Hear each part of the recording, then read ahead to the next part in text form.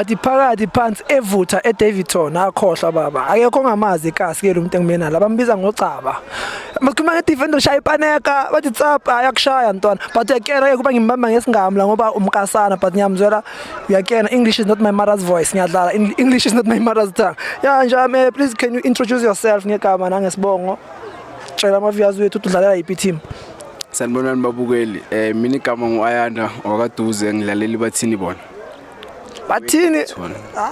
bathini bona Scott Maphuma so nje sicela usitshele ngomlando wakho wefootball ukuthi uqale nini ukudlala ibhola yini into ekumotivate ukuthi udlala ibhola and which player ukhule ubukela phansi kwalo.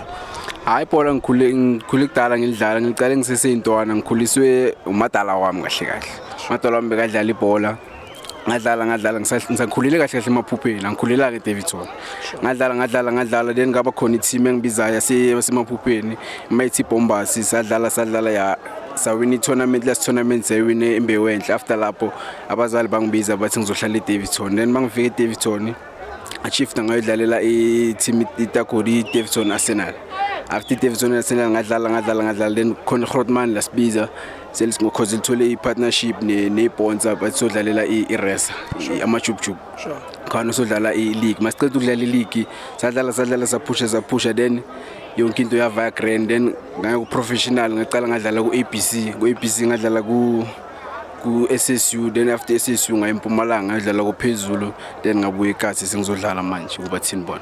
So iplay ukhule ubukela phansi kwalo ubani lona? Mina iplay ngikhulele ngilibukela kakhulu kahle bekungwenya wasithwaza uDavid Ngwenya noNongobe bebadlalela amarampa wasemaphupheni sure. Shout out to Ngwenya Nongobe awezi maGrootman so as you know sometimes mawungena eground yini khona abantu abakubukele and kuzoba khona ipressure so wena as a player how do you handle the pressure and how do you prepare yourself for ama games? Hayi pressure into iyohlezi khona igcineni because igcineni ibhola ulikhula vele umncane ipressure isinalaphi khona noma ukhulu ipressure izoba khona into emeli usitshele yona ukuthini enjoy into yenzayo because nawe nesipano ushayo uma uyasenjoy ngisho ipressure uhlezi khona nalomuntu uminterview wayo ukukuthusa mele wena wenzeni usenjoyele into yenzayo nami uzidlalela ibhola uyasenjoyela kuphela into ebalekile ukenjoy amadala ipressure ayiyeke amadala sure. Yeah, vele bakhona abantu abathusa but mina ngithusa amantombazana kuphela guys uyazi so nje since we soccer player you know so I want to know which position do you think is the hardest at grounding and tell me why. Position enzima e-grounding goalkeeper mfana zakithi. Why? We last man mfana wayenza mistake i-goal. Yeah. Goal mfethu because mawazi uyi-strike wenza mistake sesinomunye uzokukhavela noma uyi-defender sesino goalkeeper ongakusave ma goalkeeper wenza mistake i-goal sure. So which player owadlala nalo eli best as a teammate as an opponent and which player ongakaze wadlala nalo ongafisa ukudlala nalo as a teammate? Hayi best General Mavaiva Tibela sure. Hayi inkosi le best player owadlala nalo best opponent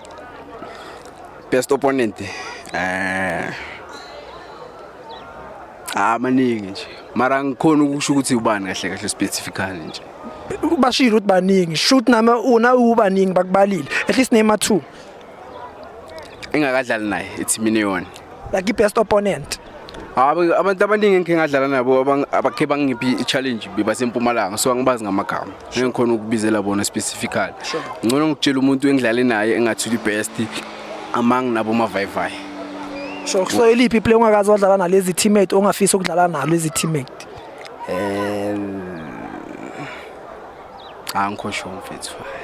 Ukumuntu as long as dlala ibhola mfethu ku-green.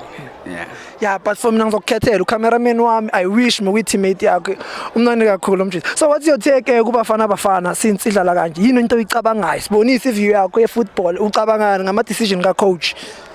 Hayi coach decide ukuthi idlale nge-back 3 nama-defender nama-wingback engafaka ama-winger so bona ba-decide nama-player ovumelana ne-coach thina singama-fans so obvious soba ne-opinion yethu ukuthi why angenzanga so if lento leyo uyenzile iyaspana bese uthi coach blind uma lento uyenzile ayispananga so ekugcineni manje into emeli yenze ukuthini asebenzise le formation le bekayisebenzisa kuphi kuma-qualifier because into esibeke lapha kumele awubele kuma basics wakhe sharp mfethu. So ngizokubuza ama-question tricky ke manje ne what do you prefer ukuthi ucoach akushaya ngebench full match or akusubstitute first half or akufaka kukhiphe?